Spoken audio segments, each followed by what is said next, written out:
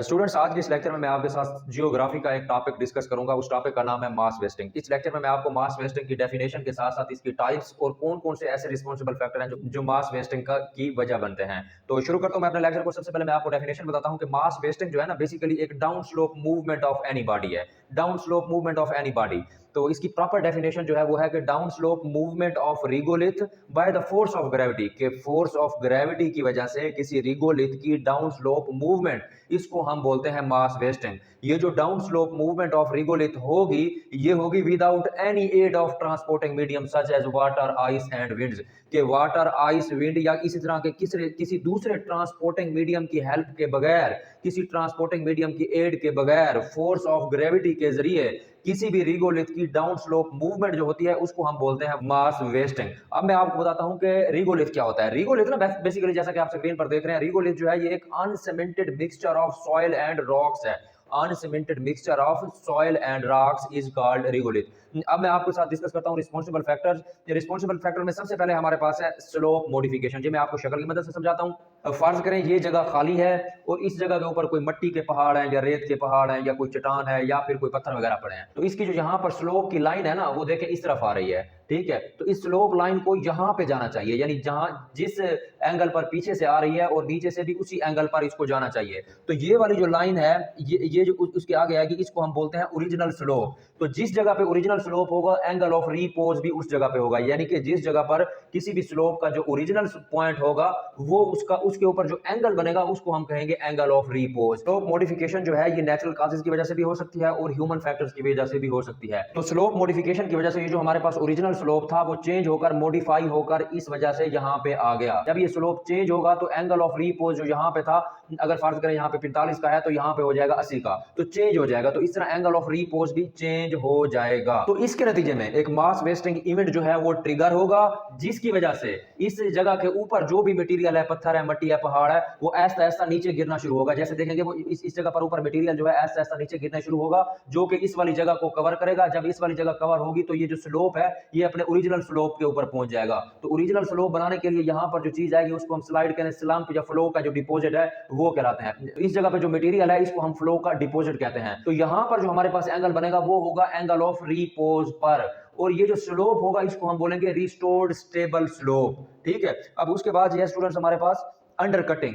फर्ज करें यहाँ पे कोई ओशन या कोई रिवर है, यानी यहाँ पे मौजूद है पानी, और ये कोई चट्टान है या फिर जमीन का कोई हिस्सा है। पानी जब प्रेशर के साथ जमीन की सतह को टच कर रहा होता है तो प्रेशर की वजह से इस जमीन के निचले हिस्से को कभी कभार अपने अंदर जज्ब कर लेता है, यानी पानी अपने प्रेशर की वजह से यहाँ पर मौजूद मिट्टी या पत्थर के टुकड़ों को प्रेशर से इस जगह से उखाड़ कर पीछे फेंक देगा। जब इस जगह से पानी को उखाड़ेगा तो इसमें क्रैक्स पैदा हो जाएंगी। क्रैक्स जब पैदा होंगी तो उसके नतीजे में ये देखेंगे कि ये जो है यहाँ पर जो मटेरियल है, मट्टी है या रेत है या फिर पत्थर के टुकड़े हैं, वो यहाँ पर क्रैक होगा। इसमें जब क्रैक होगा तो क्रैक की वजह से ये मटेरियल जो है वो नीचे डिपॉजिट होगा, तो जिसके नतीजे में मास वेस्टिंग इवेंट जो है वो टेक प्लेस होगा। तो अंडर कटिंग जो है ये भी रिस्पॉन्सिबल फैक्टर है किसका, मास वेस्टिंग इवेंट का। तीसरे नंबर पर है एक्सेप्शनल प्रेसिपिटेशन। हैवी रेनफॉल के वाटर की वजह से हमारे पास जो अनसीमेंटेड मिक्सचर ऑफ सॉइल और रॉक है, जिसको हम रिगोलिथ कहते हैं, वो सैचुरेट हो जाएगा। जब रिगोलिथ सैचुरेट होगा तो इसका जो ग्रेन टू ग्रेन कॉन्टैक्ट है वो कम होगा। उसके अलावा एंगल ऑफ रीपोज भी रिगोलिथ का कम होगा। एंगल ऑफ रीपोज के और ग्रेन टू ग्रेन कॉन्टैक्ट के कम होने की वजह से मास वेस्टिंग इवेंट जो है वो ट्रिगर होगा। उसके बाद है वोल्केनिक इरप्शन। वोल्केनिक इरप्शन जो है ना बेसिकली शॉक पैदा करता है। जहां पे वोल्केनिक इरप्शन होगी, वोल्केनिक इरप्शन का मतलब होता है आतिशफशां का फटना। जहां पर वोल्केनिक इरप्शन होगी वहां पर एक्सप्लोजन होगी या अर्थक्वेक होगा या इस तरह का कोई और झटका लगेगा। तो इसके नतीजे में अगर ये वोल्केनिक इरप्शन किसी स्नो एरिया या ग्लेशियर एरिया में होगी तो उसके नतीजे में स्नो जो है, बर्फ जो है, वोल्केनिक इरप्शन के झटके की वजह से अपनी जगह से उखड़ेगी। जब उखड़ेगी तो बर्फ पिघलेगी। जब बर्फ पिघलेगी तो लार्ज अमाउंट ऑफ वाटर जो है वो पैदा होगा। तो ये लार्ज अमाउंट ऑफ वाटर जब रिगोलिथ के साथ मिक्स होगा, रिगोलिथ यानी uncemented mixture of soil and rock, तो ये large amount of water regolith के साथ जब मिक्स होगा तो बिल्कुल जैसे मैंने ऊपर बताया था, तो इस रिगोलिथ का जो ग्रेन टू ग्रेन कॉन्टैक्ट है वो कम होगा। ग्रेन टू ग्रेन कॉन्टैक्ट कम होने की वजह से एंगल ऑफ रीपोज कम होगा, थस मास वेस्टिंग इवेंट जो है वो ट्रिगर होगा। पांचवा जो रिस्पॉन्सिबल फैक्टर है वो है slope stability. Mass wasting event जो है उस वक्त ट्रिगर हो सकता है जब उसका जो स्लोप है वो अनस्टेबल हो, जैसा कि मैंने पहले और दूसरे फैक्टर में फिगर की मदद से समझाया। कभी कभार क्रीप की वजह से स्लोप एंगल इनस्टेबल होता है और कभी कभार ट्रिगरिंग इवेंट की वजह से भी स्लोप एंगल इनस्टेबल होता है। तो ये जो है मास वेस्टिंग इवेंट को जन्म देता है।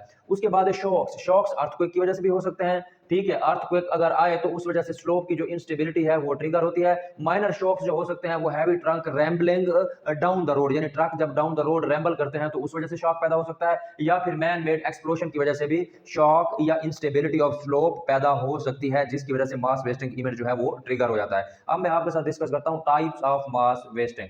टाइप्स ऑफ मास वेस्टिंग में पहले नंबर पे है स्लाइड मूवमेंट। स्लाइड मूवमेंट क्या होती है? फर्ज करें ये हमारे पास है ओशन, ओशन का है पानी, ओशन का पानी है, ये है उसकी बाउंड्री, बाउंड्री क्लिफ जिसको चट्टान कहते हैं या जमीन है, इसके ऊपर कोई इमारत भी छोटी सी बनी हुई है। जब यहाँ पर पानी के प्रेशर की वजह से इस कॉर्नर पर इरोजन ऑफ बेस स्लोप होगी, तो बेसिकली स्लोप जो है वो ये है। जब इस जगह पर पानी के प्रेशर की वजह से इरोजन होगी, मट्टी या पत्थर के टुकड़े यहाँ से निकलना शुरू होंगे, तो ये जगह चूंकि खाली होगी, इस जगह के खाली होने की वजह से यहाँ पर बन जाएगा छोटा सा क्रैक। तो वक्त के लिहाज से ये क्रैक जो है छोटा छोटा बढ़ता जाएगा, तो जिसकी वजह से एक मुकम्मल फ्रैक्चर बन जाएगा। तो ये है पोटेंशियल स्लंपिंग, यानी स्लंपिंग के चांसेस हैं। और ये अनस्टेबल ओशन क्लिफ है, अनस्टेबल है ना, क्योंकि यहाँ पे जब क्रैक्स बन गए तो ये अनस्टेबल है, किसी भी वक्त जल्दी गिर सकती है।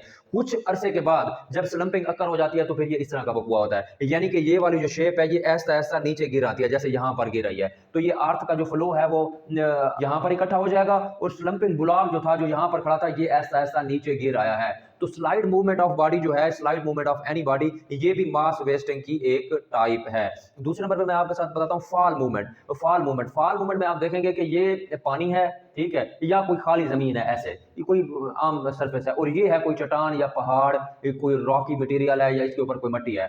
तो फॉल मूवमेंट उस वक्त होगी जब वर्टिकल क्रैक्स आएंगे बॉडी में या रॉक्स में या पत्थर के टुकड़े में, वो पत्थर के टुकड़े जो टॉप पर और बिल्कुल स्लाइड और स्लोप के ऊपर यानी कोस्टल साइड के ऊपर पड़े होंगे। तो जब इनके ऊपर वर्टिकल क्रैक्स आएंगे तो ये नीचे गिरेंगे, जब नीचे गिरेंगे तो नीचे इकट्ठे होंगे तो एंगल ऑफ रिपोज चेंज होगा, तो इकट्ठे होते जाएंगे, जब इसको बोलते हैं हम तालूस। टैलुस जो है is a term applied to accumulation of rocks by fall. तो टैलुस एक टर्म है जो कि अकामुलेशन ऑफ रॉक्स या कोई भी दूसरे पार्टिकल जो कि फॉल की वजह से होते हैं उसको हम बोलते हैं टैलुस। तो फॉल मूवमेंट जो है ये उसकी दूसरी इकसाम है मास वेस्टिंग इवेंट की। तो ये था मेरा आज का लेक्चर, मिलते हैं अगले लेक्चर में। Thank you.